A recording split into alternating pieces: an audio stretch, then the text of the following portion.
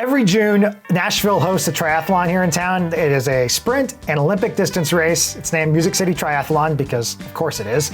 And it is one of my favorite races that I've ever done. And I'm saying that for not just because I'm biased, but I live here, it's my hometown race. It's also a really fun course. All that said, this year I wasn't planning to race. I've done it a bunch of times in the past, and I was going to take a year off. It's 2 weeks after Ironman 70.3 Chattanooga. I was going to sleep in. Turns out I was racing. And you have to go back to Thanksgiving night when I was in Atlanta visiting some family to figure out how this happened. That morning, on Thanksgiving morning, I did Atlanta's half marathon, and it was my first time cracking sub 140. And Atlanta's course is really hilly. It's the hilliest half marathon I've ever done, and it was the fastest half marathon I've ever done. And considering this all happened on Thanksgiving Day, that evening rolls around, bring on the turkey, bring on the hoppy beers. And I think after some investigation and looking at my emails, what happened was a buzzed Colin started browsing Black Friday triathlon specials, signed up for City Triathlon, didn't put it on his calendar, and then completely forgot about it. And I had no idea I was racing until Monday of race week when I got an email with my bib number. Whoops. So anyway, surprise Olympic triathlon, I was excited to race. This race is great, and as someone who's not even a great swimmer, I love this swim because you start the course by boarding the General Jackson showboat, and it goes upstream, and then we all hop off one by one off the side and swim back to downtown. It is a unique and very fun swim start. We all line up in this big ballroom where people are usually partying and eating and wearing wetsuits and jumping off the side of a boat. So very fun start to the course. This year was a little extra. It has been raining in Nashville for like a month straight, and the water temperature was something like 62 degrees in June in Tennessee. And not only that, the current was flowing, but the swim was on. And when we were on the boat, I was just watching stuff like logs and debris and stuff just flowing. And like I knew it was going to be a fast day, but I wasn't anticipating what was about to happen. So my turn comes up, jump off the boat, jump in the water, and oh my gosh, like maybe it's that it's June and it's hot, but hopping into that cold water, it was kind of a shock to the system. And just a couple seconds after I got in, some sort of branch with some leaves kind of came up behind me and my arm hit it, and that was startling too. And between that and the cold, like it has been years since I have had open water panic of any kind. I'm not a fast swimmer, but I always try to reassure Katie that I am completely comfortable out in open water. But I've always heard like even experienced swimmers can have open water panic, and it's always been in the back of my mind.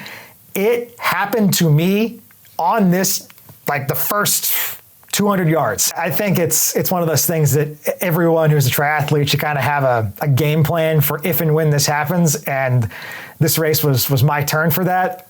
So I just kind of paused for a minute, took a look around, eyed my nearest kayak and boat for if I wanted to swim over to them.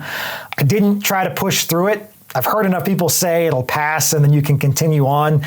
But like honestly, my biggest takeaway from this race, besides the fact that I stupidly signed up and forgot about it, is that open water panic can happen even if you're an experienced triathlete. And it happened to me today. The good news is you will not see that reflected in my time.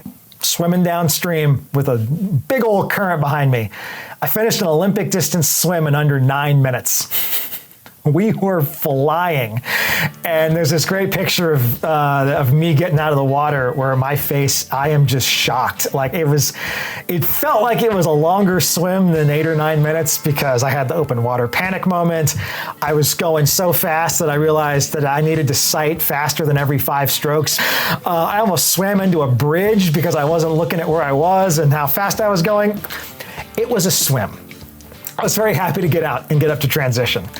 onto my bike, and pretty uneventful transition there. The bike course here is terrific as long as the Tennessee Titans are not building a new football stadium, which they currently are right now. Transition is next to old Nissan Stadium where the Titans currently play. And next to that is new Nissan Stadium where they will start playing in 2 years. So the roads all around Transition were bumpy and there's these big metal plates over it. It's not fun. It kind of reminded me of the railroad tracks in Chattanooga where you just got to take it slow. But once you get away from the stadium and all the construction, this is an Olympic distance course that is completely closed to traffic. It's on a 2-lane highway with a divider in between, so 4 lanes total. And you don't see a car the entire time. It's hilly because it's Nashville and everything is hilly, but it's a great bike course. You go out, you go back, you go out, you go back again. The bike course went pretty quickly. Honestly, non-event, nothing kind of happened. Back to Transition, put on my shoes, and this is a great run course. It is actually one of the few places in Nashville where it is pancake flat. There's like one tiny hill where you kind of feel it a little bit, but it's a fast 6 miles. It's another out and back for Olympics. And the only downside is you're kind of exposed to the sun. There wasn't a lot of sun because we were covered in Canadian wildfire smoke. So it was this like cloudy haze. I didn't really feel like it affected the air quality, but of all the years I've done this race, usually it's sunny and the sun's beating down on you, but thanks Canadian wildfires, you brought shade to the day. Other thing about the run, I had like literally just gotten these shoes a couple days earlier. I was running in the new Endorphin Elite 2s.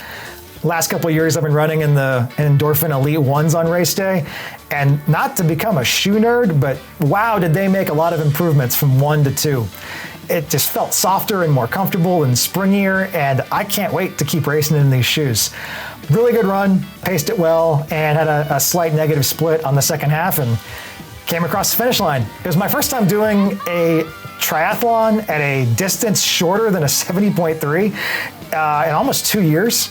It was Music City 2 years ago, the last time I did a non-70.3. So it was nice to finish and not have it be lunchtime. Obviously, you're pressing hard when you're doing an Olympic versus a 70.3, but it was a good day. Oh, one other fun thing about Nashville this week. There is a zebra that is on the loose. Somebody's pet, their zebra pet, I don't know. The race, it was day 4 of the search for the zebra. It shut down the interstate on Saturday for like 3, maybe 4 hours, and the zebra has yet to be caught. I remember on the second loop of the run where I was just trying to think about anything other than how much I was tired and wanted to be finished. I was wondering if we were going to see the zebra and if that was going to be just like the greatest triathlon story ever. But sadly, no zebra, didn't see it. All in all, it was a good race. It is my fastest Olympic distance ever, which it probably should have been, considering the way that the swim was, where I had open water panic, but still finished in under 9 minutes.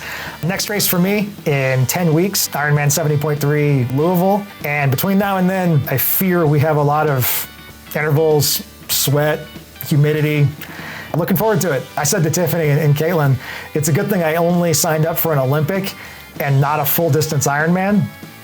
And, you know, I don't know yet. What email am I going to get tomorrow? What other races have I signed up for that I didn't put on my calendar? So I said Louisville's my next race.